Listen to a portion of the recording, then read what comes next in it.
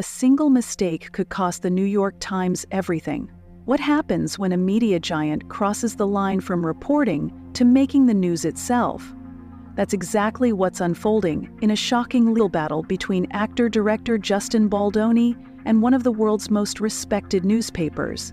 The lawsuit claims NYT didn't just report allegations, it could change journalism forever. Here's how it all went down. The lawsuit, what happened?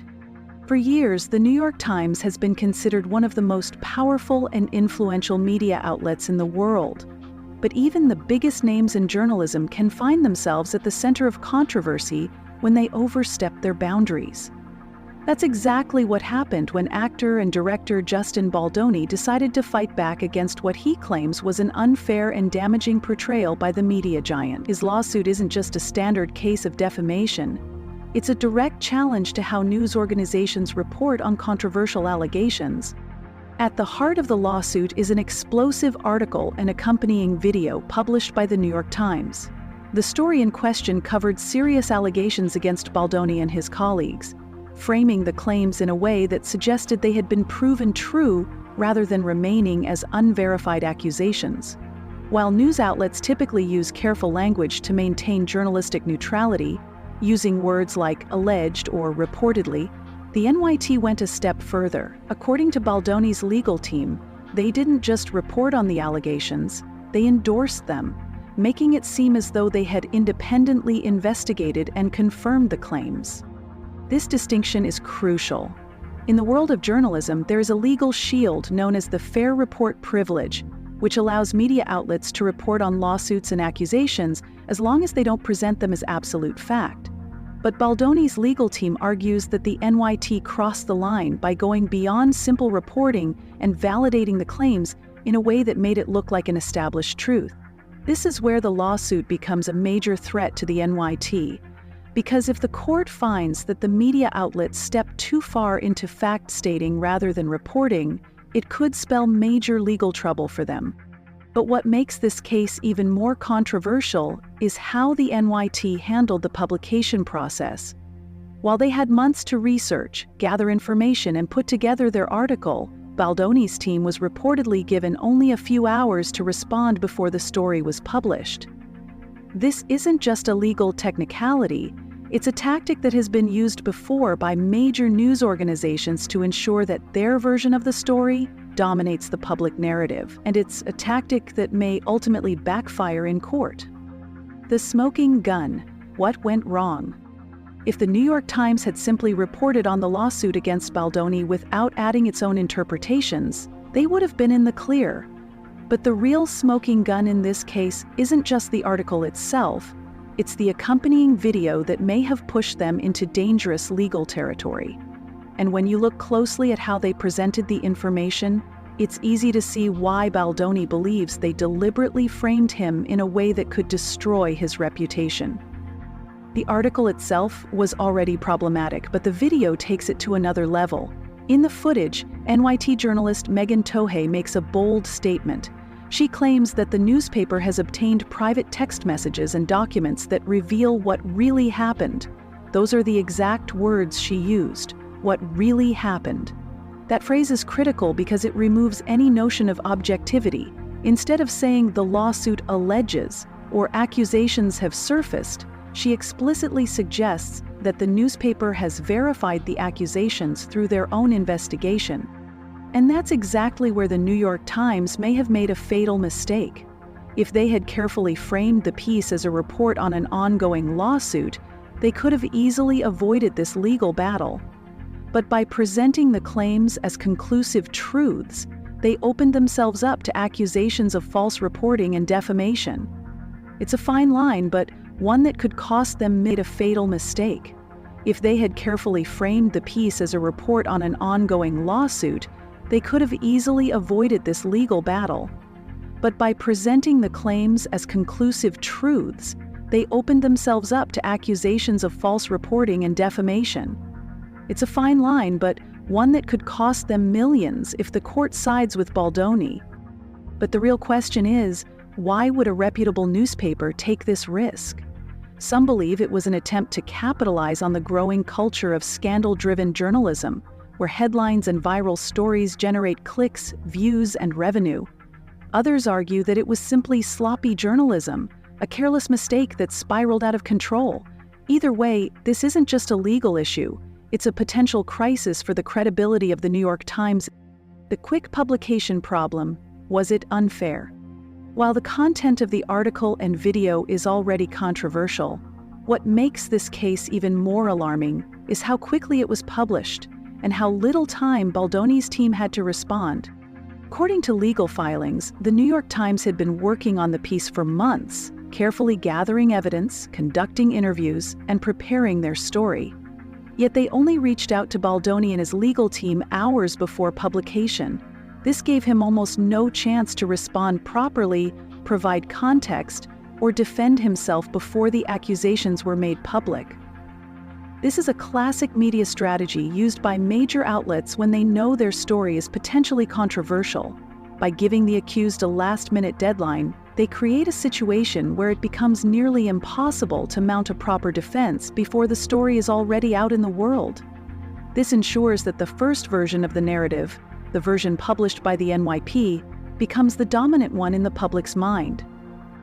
And once a damaging story is out, it's nearly impossible to undo the damage. Even if Baldoni were to prove in court that the claims were misleading or exaggerated, the public perception will already be set. This kind of rushed reporting is exactly what his legal team argues was unethical and unfair, and it's one of the biggest reasons why this lawsuit has gained so much attention. But the worst part? The NYT didn't just rush the story out. They ignored crucial information provided by Baldoni after they had already gone to print. That's where things get truly damning. The legal fight: can Baldoni actually win? Suing a media giant like the New York Times is no small feat. In the United States, journalists and news outlets are protected by strong legal safeguards, making it incredibly difficult to win a defamation case against them. The reason? The First Amendment, which protects freedom of speech and the press. Courts have consistently ruled in favor of media outlets, arguing that journalists must be free to report on public matters, even when their reporting is controversial. However, Baldoni's legal team believes they have found a major flaw in the NYT's defense. Their key argument? The New York Times went beyond simply reporting allegations and instead presented them as established fact. Normally, news outlets are shielded by the fair reporting privilege, a law that protects them from defamation claims when they fairly and accurately report on legal proceedings. But this privilege only applies if the media outlet remains neutral and does not endorse or validate one side over the other. That's exactly where Baldoni's legal team sees an opening. They argue that the NIT crossed the line by presenting the allegations as proven facts, particularly in the accompanying video where the journalist claimed the Times had obtained exclusive documents that revealed what really happened. That single phrase could become the Achilles heel of their defense. If Baldoni's lawyers can convince a judge that the NYT overstepped its reporting privileges and misled the public, they may have a legitimate path to victory. But the case doesn't just hinge on the content of the article. It also focuses on how the New York Times handled the publication process. The suspiciously short window given to Baldoni's team before publication may play a crucial role in court. If his lawyers can prove that the NYT deliberately rushed the publication to suppress his ability to respond, it could be seen as evidence of malicious intent. And in U.S. defamation law, proving actual malice, the idea that a media outlet knowingly published false or misleading information is one of the only ways to win a case like this. That said, winning won't be easy. The Knight has some of the best legal teams in the world and a long history of surviving defamation lawsuits. Even if Baldoni proves his case, the court may still decide that the newspaper's actions were protected by journalistic privilege, or that the damage to his reputation wasn't severe enough to justify a massive payout. But there's another twist that could change everything. Philadelphia versus California, versus reality, this could be the game changer that tilts the lawsuit in his favor. Here's why. In New York, defamation laws heavily favor the media. Courts there have consistently ruled in favor of journalists, making it almost impossible for public figures like Baldoni to win lawsuits against news outlets. If this case is tried under New York law, Baldoni's chances of success are slim. But if California law is applied, it could be a completely different story. Why does this matter? California has much stricter laws on defamation and false light claims.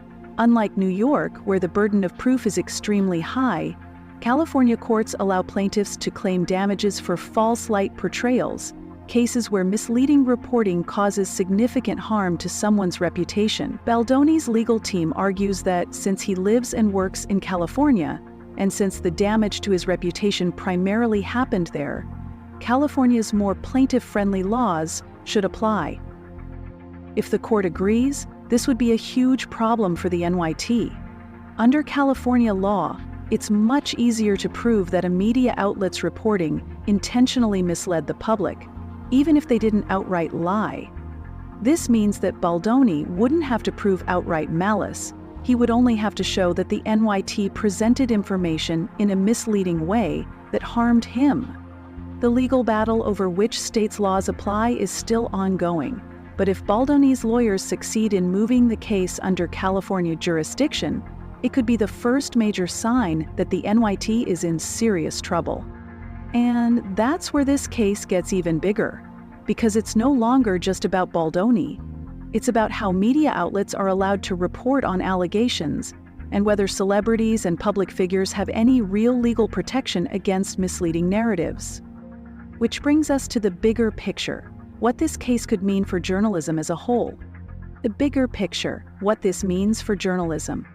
Whether Baldoni wins or loses, this case is already sending shockwaves through the journalism industry. It raises a fundamental question: how much power should media outlets have? For decades, major news organizations like the New York Times have operated with almost unlimited protection under the First Amendment.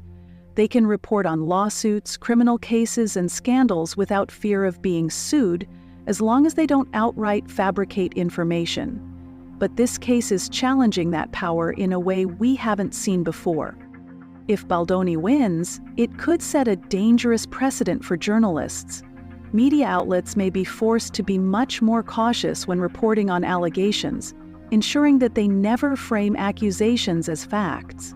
This could lead to a major shift in how scandals and lawsuits are covered in the press. It might also discourage investigative journalism, as reporters could fear being sued for defamation if their wording isn't careful enough. But on the flip side, Baldoni's lawsuit could also expose a major problem in today's media landscape: the rise of click-driven, scandal-focused journalism. In an era where sensational headlines drive traffic and advertising revenue, some critics argue that media outlets have become reckless in their reporting, prioritizing engagement over accuracy. If nothing else, this case is forcing a conversation about whether journalists should be held to a higher standard of accountability. And that's the real battle being fought here. It's not just Baldoni versus the New York Times. It's a fight over what journalism should be. So what happens next? If Baldoni wins, it could change journalism forever, forcing news outlets to rethink how they report on scandals and legal cases. But if the New York Times successfully defends itself, it will reinforce the idea that journalists have the freedom to report on lawsuits without fear of being sued. Either way, this case is far from over, and the implications go beyond just one man. It's a fight over media accountability, journalistic responsibility, and whether powerful news organizations can be challenged when they step too far. What do you think? Should the New York Times be held accountable for how they reported on this case? Or is this just how journalism works? Let us know in the comments, and don't forget to subscribe for more eye-opening stories.